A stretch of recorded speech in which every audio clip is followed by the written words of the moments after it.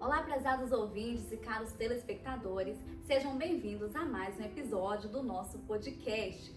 E hoje eu tenho o prazer de co-apresentar este episódio com a professora da UFMG e também assessora da Procuradoria-Geral do Ministério Público de Contas do Estado de Minas Gerais, Maria Tereza Fonseca Dias. Bem-vinda, professora. Muito obrigada pelo convite, vai ser um ótimo debate.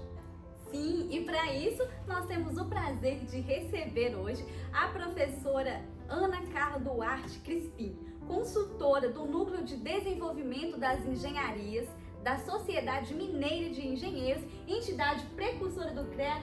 Bem-vinda, professora. Prazer é meu, muito obrigada pelo convite, obrigada, professora Maria Tereza. Vai ser realmente um debate excelente. Sim, com certeza. Hoje nós vamos falar sobre as obras paralisadas.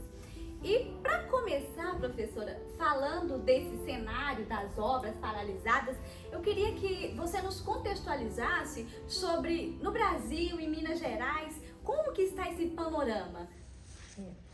O que acontece? O cenário de obras paralisadas é um cenário muito antigo, né, no Brasil. Ele não é de hoje, mas parece que a partir de 2021 é que os órgãos de conta tomaram, assim, um impulso no controle dessa realidade, que é uma realidade secular no Brasil.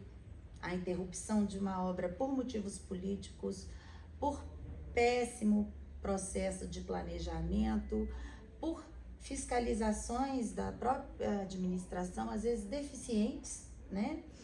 Às vezes por processos seletivos equivocados, modelagem do processo seletivo equivocado. E a partir de 2021, com o voto precursor do atual presidente do Tribunal de Contas da União, a gente teve uma mexida nesse cenário, porque quando as pessoas assustaram, falaram, opa, 8.000 obras paralisadas federais, né? São 8.000 obras federais, isso sem contar as nacionais, as estaduais, as municipais. E isso, eu costumo dizer que uma obra não é só uma obra, né? Sobretudo quando é uma obra pública. Eu falo assim, uma obra não é só uma construção, em primeiro lugar, é sempre um conceito complexo. Quando é uma obra pública, vai além do conceito de uma obra, porque ali tem interesse do menino que está sem ir para a escola, do paciente que está sem o leito, do acesso que não acontece ou dos acidentes que se multiplicam numa obra de infraestrutura viária.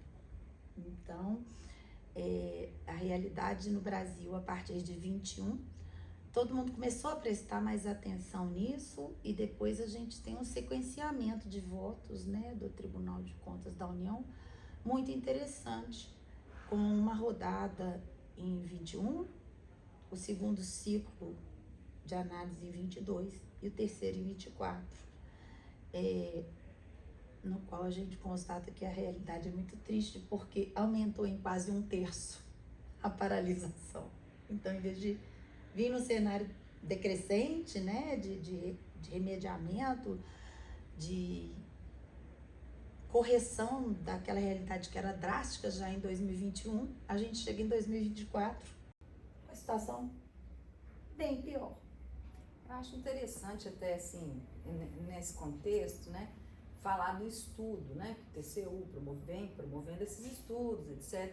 E é interessante que os estudos também estão se aprimorando, né, para tentar levantar efetivamente quais as causas, né, porque ainda há ali um campo nebuloso, ou há concausas, né, às vezes várias causas, porque é importante saber as causas para poder combater o problema da paralisação, né? E esses dados também revelaram que a saúde e a educação são as áreas mais afetadas, né? Pese elas estarem disseminadas por vários campos, né? Essas duas áreas são as mais afetadas, e é óbvio, né, que são áreas sensíveis e que uma maior demanda de serviços sociais, prestações. Então, de fato, assim, o prejuízo, né, ele é muito grande quando uma obra está paralisada. Perfeito. E a professora Maria Tereza tocou num ponto importante, que são justamente as causas. Quais são as principais causas que levam essas obras a ficarem paralisadas? É claro que tem um fator relevante, que eu penso que ele tem que ser cada vez mais combatido, cada vez mais, assim, a população tem que estar cada vez mais atenta, né? Que são as grandes viradas eleitorais. É fatal, isso já acontecia quando eu era criança, né? Eu tenho 60 anos hoje quase. Então, há 60 anos, eu vejo, acho que o Brasil inteiro vê, é que nas grandes viradas, nas grandes datas políticas de viradas, de 2 em 2 anos, me parece que o índice de paralisação tem um up. Esse é sem dúvida um fator crítico, mas nós temos fatores técnicos que são gravíssimos. E, sobretudo, o fator técnico prioritário é o índice de maturidade no planejamento das contratações públicas no Brasil. O índice de maturidade dos projetos em geral. Ou seja, se no Brasil o índice de maturidade do planejamento da contratação, da aquisição de uma caneta ou de uma lixeira é sofrível, imagine a realidade de uma obra que já é uma contratação, né, mais elaborada.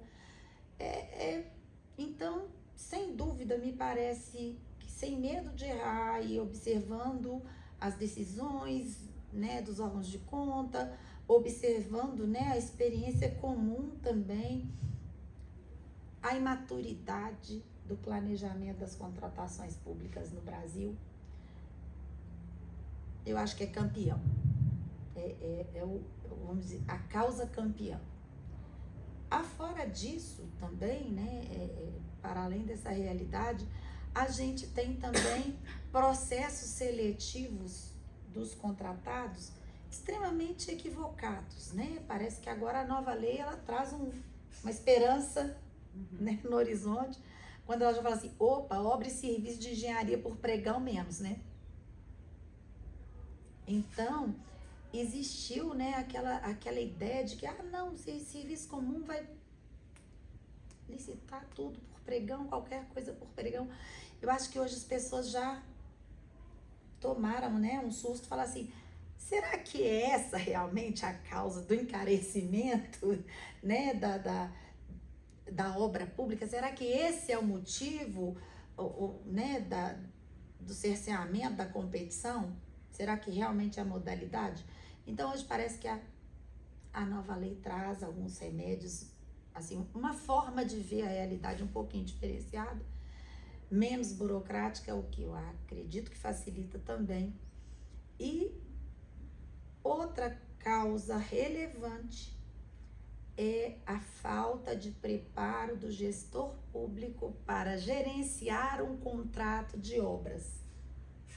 E quando eu digo gerenciar um contrato de obras, é o fato, por exemplo, de um engenheiro de uma prefeitura do interior ganhar R$4.000, R$2.000 para fiscalizar uma obra de R$2 milhões.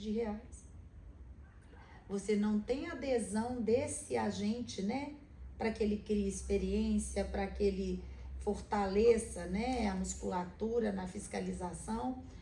Não tem treinamento, é raríssimo, né? Você vê uma oferta de capacitação para o fiscal de obras no país, né? É muito raro. A gente até vê, tem curso de gestão e fiscalização de contratos ali, outro aqui. E o curso de gestão e fiscalização de contratos para obras públicas, que não é uma realidade, né? Se a gestão e fiscalização de contratos já não é para amadores, que dirá a gestão e a fiscalização de contrato de obra pública?